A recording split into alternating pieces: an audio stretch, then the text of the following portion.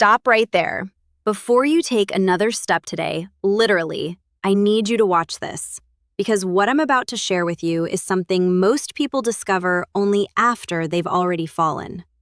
I'm Lina, and in my years as a health educator focused on longevity and anti-aging, I've studied one pattern that shows up again and again in people who age faster, fall more, and lose their independence earlier than they should. And here's the wild part.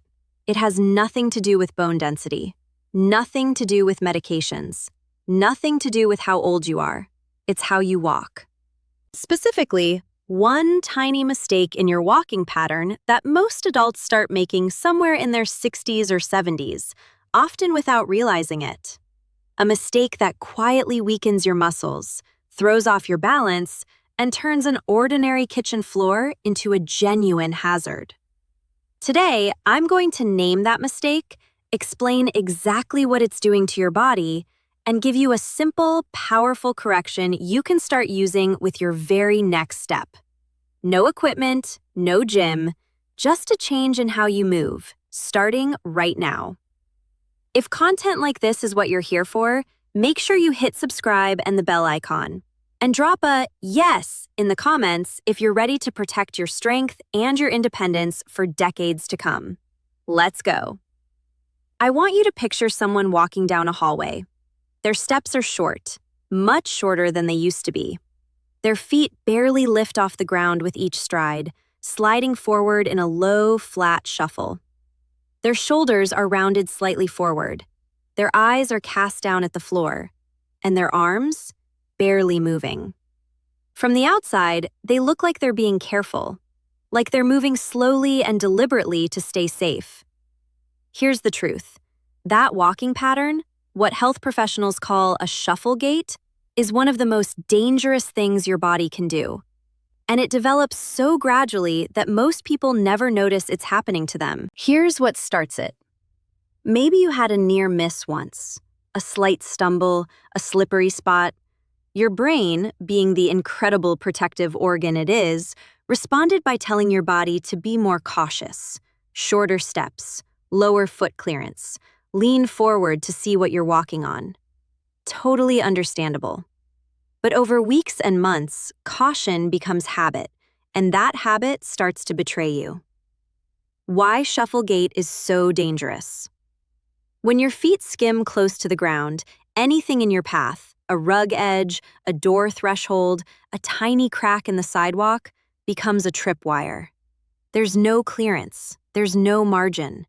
And because your weight is already pitched slightly forward, when your toe catches something, there's nowhere for your body to go except down, fast. And here's the deeper problem, and this is the part that matters for longevity. Shuffle gait isn't just risky in the moment. It's a sign that critical muscle groups, your hip flexors, your glutes, your core, are weakening from underuse. The neural connections between your brain and your legs are slowing down. Your balance system is quietly going offline. That is aging. Not just a fall risk, accelerated physical aging. And if you don't interrupt this pattern, it compounds. Every shuffled step makes those muscles a little weaker, which makes the shuffle a little worse, which makes the next fall a little more likely. But here is the absolute best news I can give you today. This is reversible, and it starts with one adjustment. The fix is called a heel strike, and it's how human beings are biologically designed to walk. Think back to when you were younger and walked without thinking about it. Your heel hit the ground first with each step. Your weight rolled forward through the arch of your foot, across the ball, and your toes pushed off to drive the next stride. It's a smooth, powerful, rolling motion, and it's one of the most stable movement patterns the human body produces. Here's what I want you to do, starting with your very next step. Reach your heel slightly forward, just a few extra inches. Let it make contact with the ground first. Feel your weight shift through the foot. Let your toes push off behind you. And critically, lift your foot. Don't slide it. Pick it up. Reach it forward. Land on the heel. When you do this correctly, something remarkable happens. Your stride length naturally increases, which improves stability. Your foot clears the ground, which eliminates trip hazards. Your posture automatically improves. The heel strike pulls your center of gravity back and upright, out of that forward lean. And your hip flexors, glutes, and core suddenly have to work again. One change, but it sets off a chain reaction through your entire body that starts working for you with every single step. Now let's lock it in with 5 targeted exercises. Exercise 1, conscious heel strike walk. This one is about reprogramming, not just walking. If you've been shuffling for a while, your brain has actually forgotten the motor pattern of a proper heel strike. We're going to rebuild it right now. Find a hallway or open space. Stand with one hand lightly on a wall for safety if needed. Begin walking, but think about nothing except your heel. Consciously reach it forward and let it land. And first, feel the contact. Feel the weight roll through. Feel your toes push off. Take 10 steps forward. Turn slowly using small marching steps. Walk 10 steps back. That's 1 set. Do 3 sets with a 30-second rest in between. Go slow. I cannot stress this enough. Speed is the enemy of relearning. You are literally sending new signals to your nervous system. Own every step. Exercise 2, high knee march. Low foot clearance is the direct result of weakened hip flexors, the muscles that lift your leg with each step. This exercise targets them directly. Stand behind a sturdy chair, hands resting lightly on the back. March in place, lifting your right knee toward your chest as high as you comfortably can. Lower with control. Then lift the left. That's 1 rep. Complete 15 on each side, 30 total, at a slow, deliberate pace. Stand tall the entire time. The lift should come from your hip, not from swinging your body backward. Control the down just as much as the up. That lowering phase builds the eccentric strength your legs need when your foot returns to the ground. As this gets easier, start marching forward through your hallway. Lift the knee, step, land on the heel. You've just combined 2 exercises into one perfect movement pattern. Exercise 3, stride length. Walk shuffle gait cuts your stride length dramatically, sometimes to half of what it was. A short stride is an unstable stride. We're going to stretch it back out.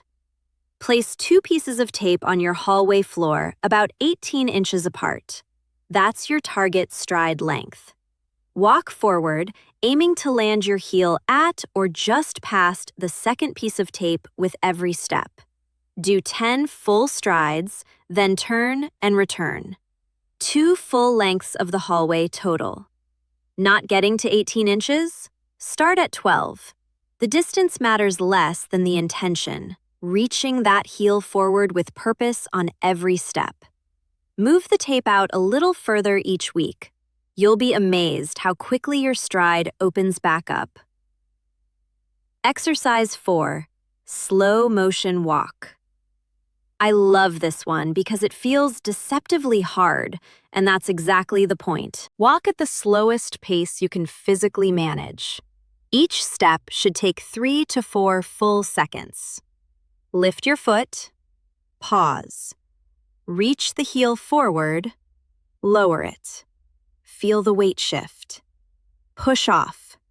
Then do it again. Walking this slowly removes all the momentum and habit your body usually leans on. Every tiny wobble, that's your balance system firing. Every micro correction your ankle makes, that's your nervous system rebuilding its responsiveness. This is neurological training in its purest form. Once you feel steady, try closing your eyes for 2 or 3 steps near the wall. That single variation dramatically accelerates your brain's adaptation. Exercise 5. Obstacle step over. Real life has rugs. It has cords. It has pet toys and door thresholds. This exercise trains your brain and body to handle all of it. Place a rolled-up towel or pool noodle on the floor of your hallway. Something soft, about 4 to 6 inches high. Walk toward it at a controlled pace. As you approach, deliberately lift your foot high, well before you reach the object.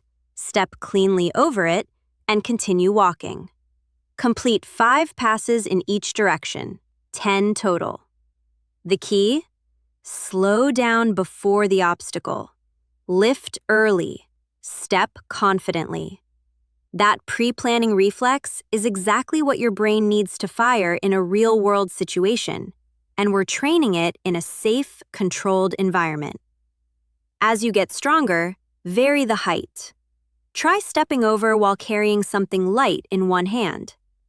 The closer you simulate real life, the more your training transfers into it. Before you jump in, a quick and important note. If you've recently had a hip or knee replacement, are dealing with any heel or foot condition, or have been advised by your doctor to avoid weight-bearing exercise, please check with your physician before starting. Always practice near a wall or sturdy chair. Wear non-slip footwear, and if anything feels sharp, painful, or off, stop. Your safety comes first, always. Progress at your own pace. Your body will tell you when it's ready for more. Here's what I want you to take away from today. Aging doesn't have to mean losing control of how your body moves. The shuffle gait that sneaks in quietly? It's not inevitable. It's a pattern, and patterns can be changed. One heel strike. That's where it starts. And from that one change, your stride opens up, your posture lifts, your muscles wake back up, and your brain gets back online. These 5 exercises are how you lock that change in, day by day, step by step, building the strength and coordination that protect your independence for years to come. So here's my challenge to you. Today, on your very next walk, to the kitchen, to the mailbox, anywhere, reach that heel forward first. Feel the difference. Then come back here and tell me about it in the comments. And let me know, where are you watching from? And what's the one mobility goal you're working toward this year? I read every single comment, and your story might be exactly what someone else needs to hear. If this helped you, please give it a like, share it with someone you care about, and subscribe for more content designed to help you live longer, move stronger, and age on your terms.